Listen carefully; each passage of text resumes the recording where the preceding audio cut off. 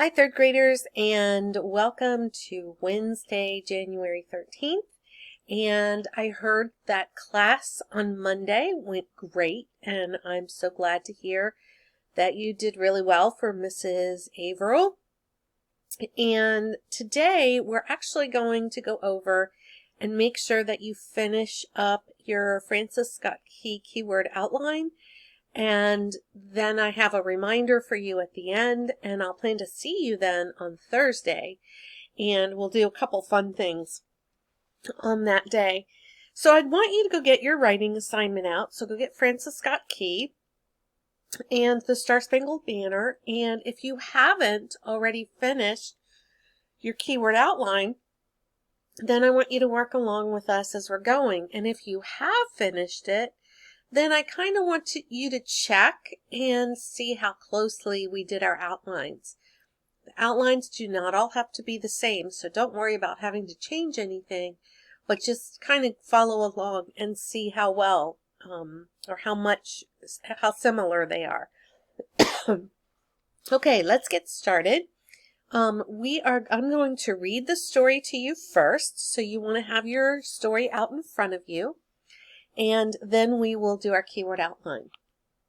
So this is Francis Scott Key Penn's The Star Spangled Banner, and it's on page 25 in your writing book. Francis Scott Key was born on August 1st, 1779 at Terra Rubra, his family's estate in Frederick County, now Carroll County, Maryland. He became a successful lawyer in Maryland and Washington, D.C., and was later appointed U.S. Attorney for the District of Columbia. On September 14, 1814, Francis Scott Key penned a poem which was later set to music, and in 1931 it became America's national anthem, the Star Spangled Banner. The poem, originally titled The Defense of Fort McHenry, was written after Key witnessed the Maryland fort being bombarded by the British during the War of 1812. Key was inspired by the sight of a lone U.S. flag still flying over Fort McHenry at daybreak, as reflected in the now famous words of the Star Spangled Banner. And the rockets' red glare, the bombs bursting in air, gave proof through the night that our flag was still there. The poem was printed in newspapers and eventually set to the music of a popular English drinking tune called To Anacreon in Heaven by composer John Stafford Smith. People began referring to the song as the Star Spangled Banner, and in 1916, about 100 years later, President Woodrow Wilson announced that it should be played for all official events. It was adopted as the national anthem on March 3rd, 1931. Okay, so you have memorized the first verse of the poem that he wrote, and we have read it. So you are already ahead of the game. So let's turn to your keyword outline, and that is on page 27. And I want you to notice that on the bottom of the page, there's the oral retell, which this is really important, and I'd like for your parents to start giving you a 1 to 5 in each of those categories when you do the oral retell. Remember, the retell helps us to think about the sentences we want to write, so it's really important to do that. So let's get started. Hopefully, as we read through the story, you were underlining what you thought were important facts. If you didn't do that, then pause the video and go back and find what you think is really important. And let's begin. So, and now this is my keyword outline, and you certainly don't have to have the same things as me, but if you are just getting started and need to do the keyword outline, then you can certainly write the things that I've written. So I actually just jumped right in on the first sentence. Now I did put FSK, an abbreviation of his name, because abbreviations are not going to count in my words. So FSK is the abbreviation, and then I put born, And then I put the numbers for when he was born. August is the 8th month, the first day, 8/1/1779. And remember, nouns don't count. Numbers don't count. Then the last thing I put was the name of the place, Terra Rubra. I didn't put in Frederick County or Carroll County. You certainly can if that's what you want to put in. So I reminded you down here that since I use an abbreviation and numbers, that leaves more room for words. All right, number 2. I decided to put what he became when he grew up. There's no other information about his younger life, so the next logical thing is that he became a lawyer. And he was a lawyer in Maryland and Washington, D.C., and then later became the U.S. Attorney.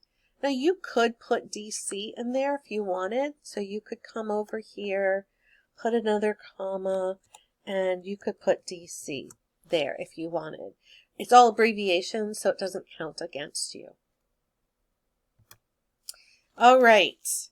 Then the third thing that is I put in here about his poem. So I also used numbers there. So right here, the date. So I put poem 9/14/1814 and the name of the Star-Spangled Banner. I could have also put the defense of Fort McHenry. So you can put either one of those. So whichever one you put is just fine. Now let me just point out that Star-Spangled Banner, defense of Fort McHenry, those are titles. And so they're just going to count as one. You can also shorten them or abbreviate them, but they only count as one word on your blank. So let me put a blank, whoops, wrong place. Let me put a blank here. Remember how you have, here's poem, that's one blank. Here's our date, that's another blank. And Star-Spangled Banner can take up a whole blank. So there's our 3 lines, and since it's a title, it can take up the whole blank. All right, let's go to our next one. FSK, again, I'm using the abbreviation, watched, fort bombarded. So I pulled out what I thought was really important. I've already pointed out that he was in Maryland, so I didn't feel like I needed to put Maryland there. Instead of witnessed, I changed my word to watched so that I would have a good strong verb that wasn't the same one as in the story. So FSK watched, fort bombarded. You could also have put something else in for bombarded. You could put shot at, cannons. So there are other words that you could use to replace bombarded. And then we know that he saw the flag flying the next morning, and they even reprinted some of the words. In the rocket's red glare, the bombs bursting in air gave proof through the night that our flag was still there. So he saw that flag and it was flying. You could also say observed, spied the flag. So start to think of your words for when you write your paragraph. All right, let's move to, whoops, I think I put 6 and 7 in here together. So let's take a look at those. So number 6 is reflects where this was published. So it was printed in newspapers and it was set to music. Now certainly you could put the name of the song that the poem was put to. So you could put that information if you wanted to.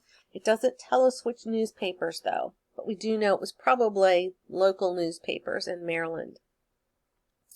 Then finally, in 1916, Woodrow Wilson made this official. It became an official song for our country.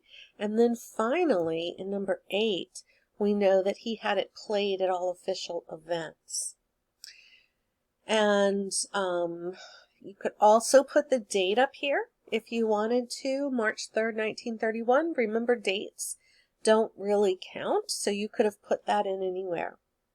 So if you haven't finished up your keyword outline, here you go. This whole last slide is the complete keyword outline. So I would encourage you to get that finished up today, as hopefully we will read some of them on Thursday when we meet for our class meetup.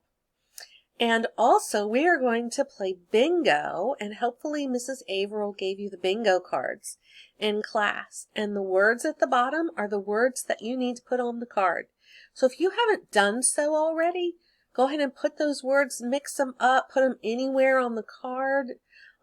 Definitely make sure they're good and mixed up. And you can put a free space anywhere, because I don't think there's quite enough to fill it up. And then we will play bingo on Thursday, because we want to start learning those words in those couple of jingles. And those words are on your grammar worksheet this week. So anyway, all of that works together so that hopefully you can learn those. So I will plan to see you on Thursday. Make sure that your keyword outline is finished up. Make sure that your bingo card is finished up. And I will see you on Thursday. I can't wait to see you. I missed you guys on Monday, and I will see you next Monday. But right now I look forward to Thursday. So I'm going to try to get everybody there.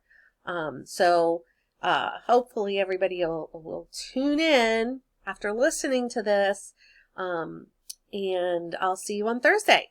Bye.